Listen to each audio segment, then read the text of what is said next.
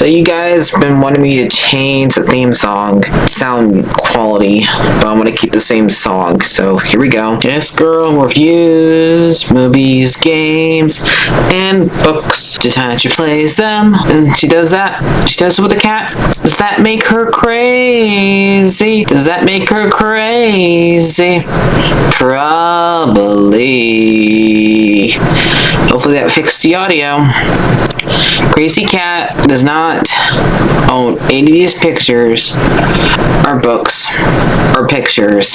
I use them under fair use for educational purposes, so the people who watch them learn a little bit something when they do it. Hopefully that fixed the audio.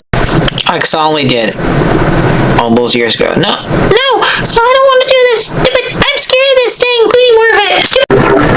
I don't know if you guys really to say I really am kind of cheating with this one, but because nobody's ever told me really what is qualified for a live action movie. To me, it was just if there was a original version that was animated and then made a live action version later, that should count.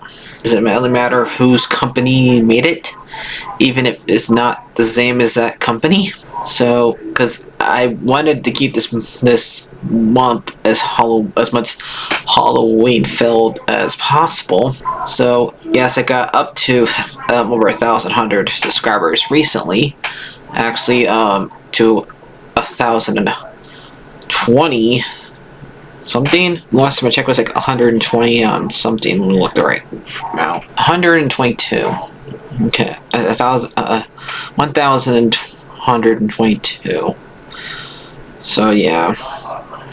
So very much thank you guys. Still, this is still just a hobby for me, because sadly, still no, there ever will be anything but more than just a hobby. But I'm happy nonetheless. I kind of accomplished so far. So I decided to pick for my reward for you guys is the Sleepy Hollow movie. It came out when after 1999. So this movie's almost 26 years old. Looks like. So yeah.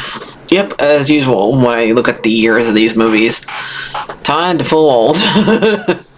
But because I remember this movie came out, I was in middle school when this movie came out. I was like in 5th grade. So yeah. Anyway, so I did read this book a while back.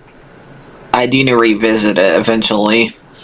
And actually, maybe let's listen to it, because I have not. It's been like so long since I revisit it, so I can't exactly say how much it does to the book. I do know more about the Disney version. That one's more just the book.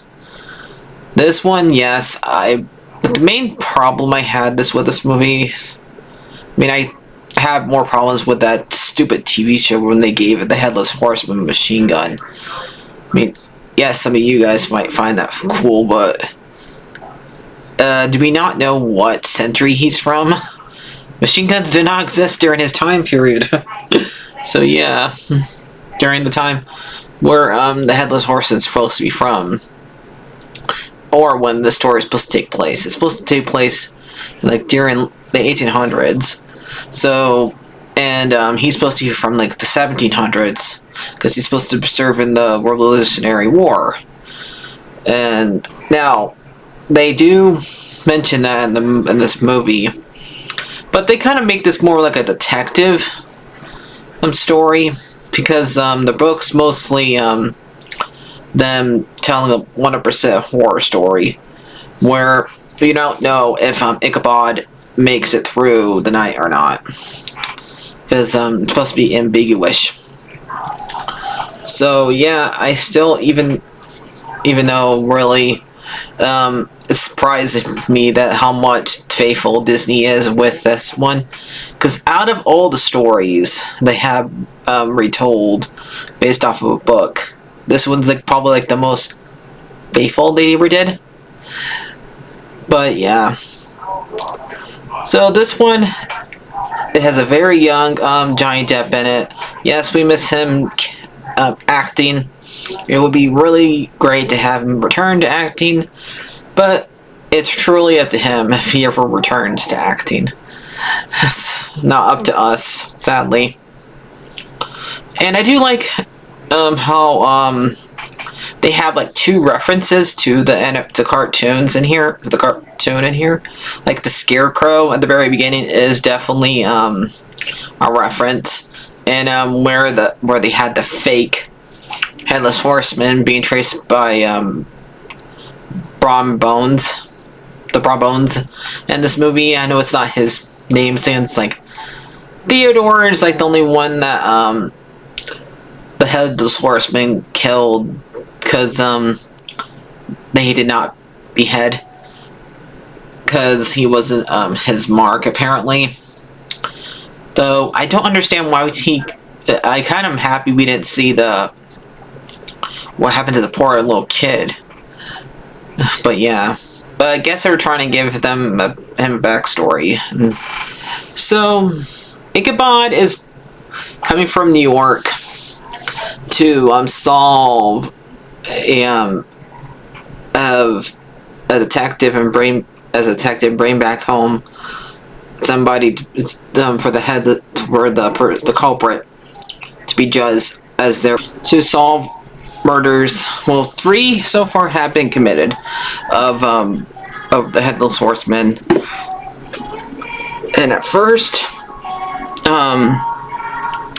Ichabod does not believe in witchcraft, because it was kind of like buried out of him by his stepfather, by his dad, who killed his mom to make him, who like really told him to killed her using a twerp method that was never, I don't think it was ever used, the Iron Maiden. And he got as these cuts on his hand that are from one of the torture chambers things too. But the owner, like he wants to stop having like medieval methods and being judged in New York. Really, I don't think they, as far as I know, if they did do them still, but I know for a while, like ever since like we even did like medieval stuff even in the 30s, really, because the whole entire thing happened with Alcatraz Island, which they closed down, but that was already thought as medieval. But I don't know, when did that stop? When did they stop like treating prisoners the right way? But I don't know what is the right way. But yeah, that's what he's trying to do.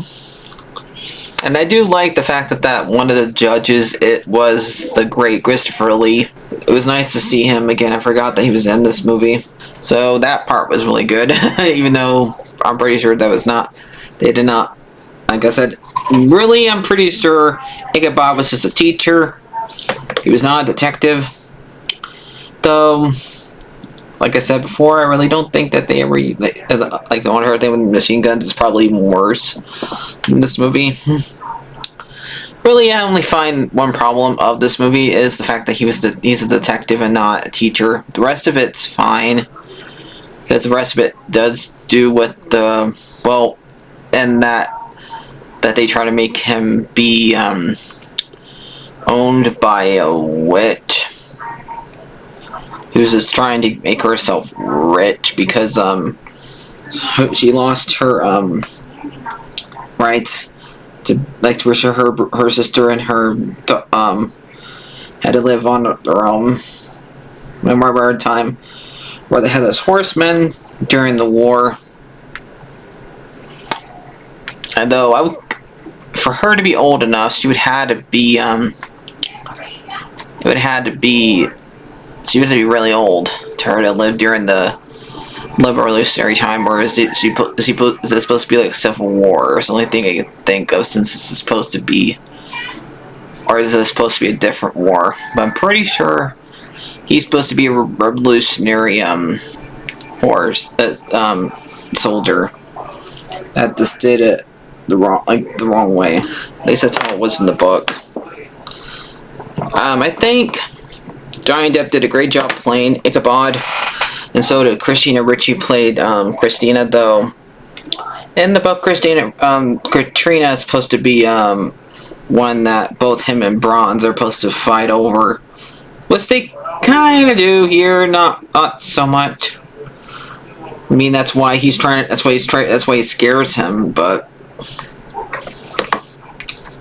in the book, really, he pretty much tells you that he is the horseman, and he just and he goes after him. At least it was in the movie. That's what it was. Because both of them, he had a black horse, but it's not told you 100% that Bronze is this horseman, but a lot of people think that he is, because he does end up getting Katrina at the very end. But then in this movie, Katrina goes with Ichabod, and so does his little helper. Goes with him too. The one who lost his dad when after Ichabod arrived. So yeah, do I think this movie's bad? No. There's just a little bit of things that are not right with the book, but that doesn't make it terrible. I mean, it's not the worst version of something that was made into live action that was originally animated. So it's not that bad. If I still would rather watch the one that came out during the 40s. But yeah, I don't know. I'm probably gonna give this one like a 6 out of 10. I mean, it does. Yep, at times it does creep me out, like the entire time where he's like hunting that poor little kid. But yeah, so I'll see you guys later. Hope you guys have a good Halloween. I don't know what I'm gonna do next week. Something that's to do with Halloween. But yeah, I'll see you guys later. Bye bye. And thank you guys for getting me up to this high.